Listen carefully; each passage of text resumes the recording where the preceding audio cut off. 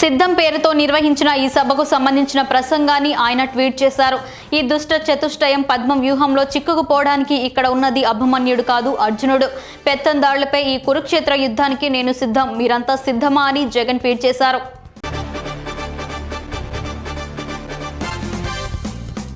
అయోధ్య బాలరాముడికి దేశవ్యాప్తంగా కానుకలు వస్తున్నాయి. తాజాగా ఉత్తరప్రదేశ్లోని అఖిల భారతీయ మాంగ్ సమాజ్ అయోధ్య రామాలయానికి వెండి చీపును బహుకరించారు.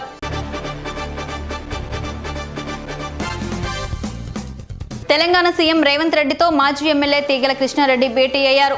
శనివారం తెలంగాణ సచివాలయంలో రేవంత్ ను కలిసిన కృష్ణారెడ్డి ఆయనకు అభినందనలు తెలిపారు.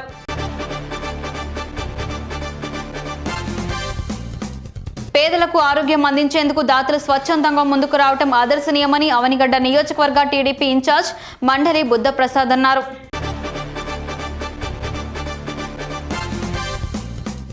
బాబు అధికారంలోకి వచ్చేది లేదు, సచ్చేది లేదని గృహ నిర్మాణ శాఖ మంత్రి జోగి రమేష్ సంచలన వ్యాఖ్యలు చేశారు.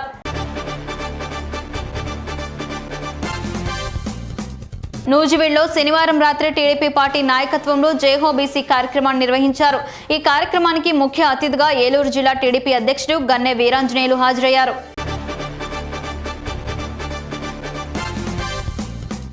తెలంగాణలో అతిపెద్ద గిరిజన పండుగైన మేడార సమ్మక్క సారక్క జాతర పోస్టర్లను సీఎం రేవంత్ రెడ్డి హైదరాబాద్లో ఆవిష్కరించారు.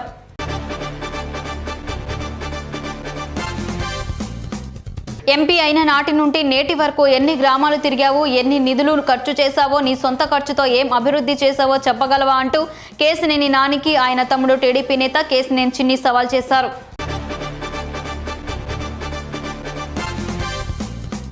నవరత్నాలు పేదలందరికీ ఇల్లు అనే కార్యక్రమంలో భాగంగా శ్రీకాకుళం రూరల్ మండలం వప్పంగి గ్రామంలో జగనన్న లేఅవుట్ కాలనీలో ఆదివారం రెవెన్యూ శాఖ మంత్రివర్యులు ధర్మాన ప్రసాదరావు ప్రారంభించారు.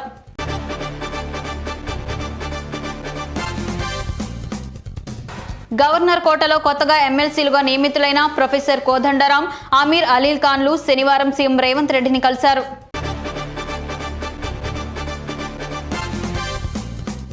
నరసన్నపేట పట్టణంలో బాబు షూరిటీ భవిష్యత్ గ్యారంటీ కార్యక్రమంలో భాగంగా మాజీ ఎమ్మెల్యే బగ్గు రమణమూర్తి పర్యటించారు.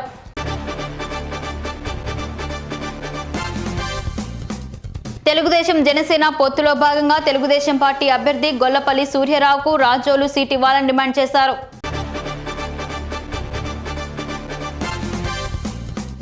రాజమహేంద్రవరం సమీపంలోని కాతూరులో ఈ నెల 29న జరగనున్న రా కదిలిరా బహిరంగ సభను విజయవంతం చేయాలని మాజీ ఎమ్మెల్యే రామకృష్ణారెడ్డి పిలుపునిచ్చారు.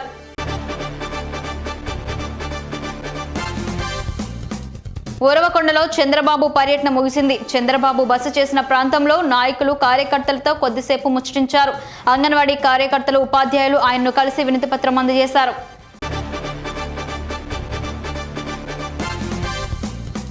పెనుగొండ మండలంలోని మోటూరువాలిపల్లిలో మంత్రి, పెనుగొండ వైసీపీ ఎమ్మెల్యే అభ్యర్థి ఉషశ్రీ చరణ్ పర్యటించారు.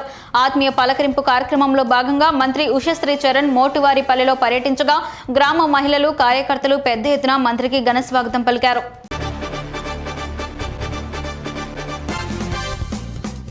ఆంధ్రప్రదేశ్ కాంగ్రెస్ పార్టీ అధ్యక్షురాలు వైఎస్ షర్మిల నగరానికి వస్తున్న సందర్భంగా ధర్మవరంకు చెందిన కాంగ్రెస్ పార్టీ నాయకులు పెద్ద ఎత్తున తరలి వెళ్లారు.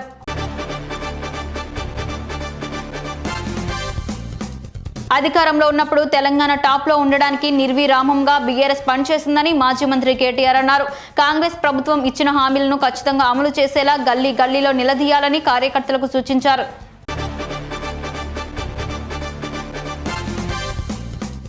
జైలర్ మూవీ ఈవెంట్లో తాను అర్థమైందా రాజా అంటూ చేసిన వ్యాఖ్యలపై సూపర్ స్టార్ రజనీకాంత్ లాల్ సలాం మూవీ ఆడియో లాంచ్ ఈవెంట్లో వివరణ ఇచ్చారు.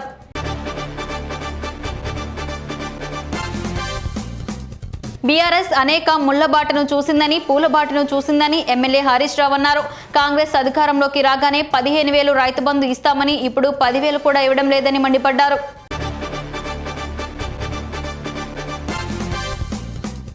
రాజమహేంద్రవరం రూరల్ నియోజకవర్గం కాతేరులో సోమవారం జరగనున్న టీడీపీ రా కదిలిరా బహిరంగ సభను విజయవంతం చేయాలని మాజీ ఎమ్మెల్యే నల్లిమిల్లి రామకృష్ణారెడ్డి పిలుపునిచ్చారు.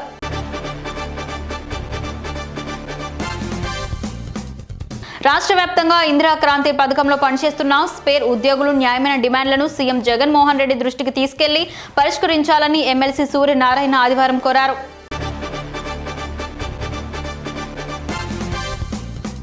వచ్చే లోక్సభ ఎన్నికల్లో తాను పోటీ చేయడం లేదని, ప్రత్యక్ష రాజకీయాల నుంచి పూర్తిగా వైదొలుగుతున్నానని ఎంపీ గల్లా జయదేవ్ ప్రకటించారు.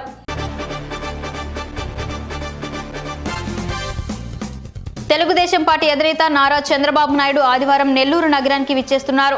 నగరంలోని శ్రీ వేణుగోపాల స్వామి కాలేజ్ ఆవరణలో జరిగే రా కదిలిరా కార్యక్రమంలో పాల్గొంటారు.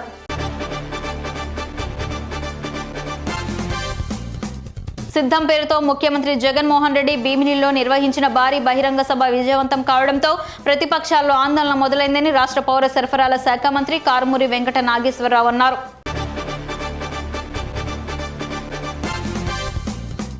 రాష్ట్ర ముఖ్యమంత్రి వైఎస్ జగన్మోహన్ రెడ్డి అధికారంలోకి వచ్చిన తర్వాత గ్రామీణ స్థాయి ప్రాంతాలకు మెరుగైన వైద్య సదుపాయాలను అందించాలని లక్ష్యంతో అనేక చర్యలు చేపట్టారని రాజోలు ఎమ్మెల్యే రాపాక వరప్రసాదరావు అన్నారు.